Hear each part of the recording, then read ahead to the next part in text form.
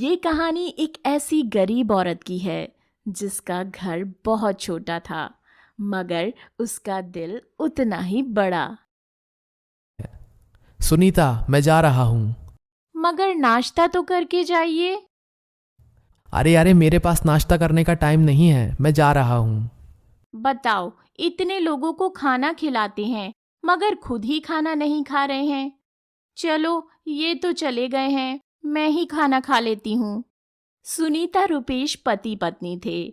रुपेश शहर के एक चौराहे में एक कोने पर तीखे दाल चावल का ठेला लगाता था। दाल चावल तो सब बेचते थे, मगर तीखे दाल चावल पूरे शहर में कोई नहीं बेचता था।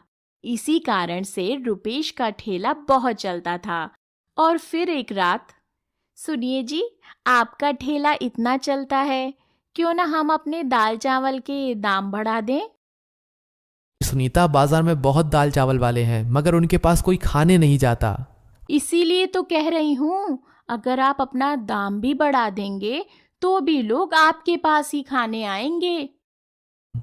सुनीता, मेरी बात समझो। मैं दाल चावल का ठेला सिर्फ पैसे कमाने के लिए नहीं, बल्कि ये तो एक सेवा है जो कम दाम पर लोगों का पेट भर देती है। रुपेश की बात सुनकर सुनीता ने कुछ नहीं कहा। वो समझ गई कि रुपेश सही कह रहा है। सब ठीक चल रहा था। रुपेश के ठेले से अच्छी कमाई हो रही थी और दोनों पति पत्नी खुश थे। मगर एक दिन कुछ ऐसा हुआ कि सुनीता पर परेशानियों का बादल फट गया। एक दिन रुपेश अपने ठेले पर दाल चावल बेच ही रहा था, तभी उसे अचानक से हार्ट अटैक आ जाता है और उसका निधन हो जाता है। ये बात सुनकर सुनीता बिल्कुल टूट गई। अब घर खर्च चलाने की जिम्मेदारी सुनीता पर आ गई थी, मगर सुनीता को घर का खाना बनाने के सिवाय कोई काम नहीं आता था। और रुपेश का ठेला था ही, तो सुनीता के पास वही ठेला चलाने के अलावा कोई और ऑप्शन नहीं था। सुनीता के हाथ में जादू था ही, तो लोग फिर से रुपेश के ठेले में खाना खाने के लिए आने लगे। ऐसे ही कुछ दिन बीत गए। फिर एक दिन सुनीता अपने दाल चावल बेच रही होती है।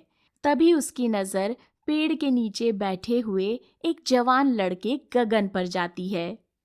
सुनीता उसे सुबह से ऐसे ही बैठा देख रही थी। ना ही वो किसी का इंतजार कर रहा था, ना ही वो कहीं जा रहा था।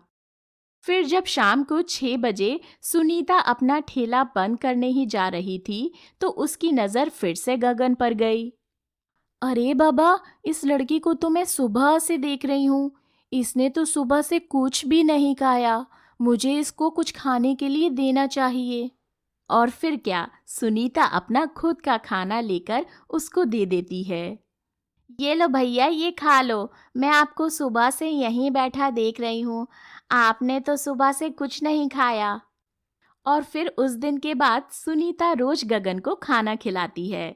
और फिर एक दिन, ये लो गगन, आज का खाना। आज आप मेरे को आखिरी बार खाना दे रही हैं, क्योंकि कल मेरी सरकारी नौकरी की परीक्षा है। अगर मैं अपनी सरकारी नौकरी की परीक्षा में पास हुआ तो ठीक, वरना मैं वापस गांव लौट जाऊंगा मजदूरी करने। अरे अरे गगन, ऐसे मत बोलो। तुम जरूर पास होगे और तुम्हें तुम्हारी दीदी का आशीर्वाद है। और फिर उस दिन के बाद से सुनीता ने गगन को कभी नहीं देखा। सुनीता ऐसे ही अपने दाल चावल बेचती रही और अपनी जिंदगी चलाती रही। पर 1 साल बाद अचानक से सुनीता के ठेले पर एक बड़ी सी गाड़ी आकर रुकती है। उस गाड़ी से कोई और नहीं, गगन ही निकलता है। गगन को ऐसा देखकर सुनीता की आंखें भर आती हैं। अरे गगन, तुम? हाँ दीदी, मैं गगन। आपने जो मेरे ऊपर परोपकार किया था, आज मैं उसका ही धन्यवाद करने आया हूँ। इतना कहने के बाद गगन सुनीता को अपनी गाड़ी में बैठाकर अपने ऑफिस ले जाता है। दीदी, ये मेरी ऑफिस है और मैं अपने पैसे से आपके लिए पास के बस स्टैंड में एक नई दुकान खोलूंगा, और जिसमें आप गरीबों के लिए फ्री में अपने तीखे दाल चावल बेचा करोगी। अरे गगन, मैं तुम्हारा धन्यवाद कैसे करूं? ये गाना अपने तीखे दाल चावल खिलाकर।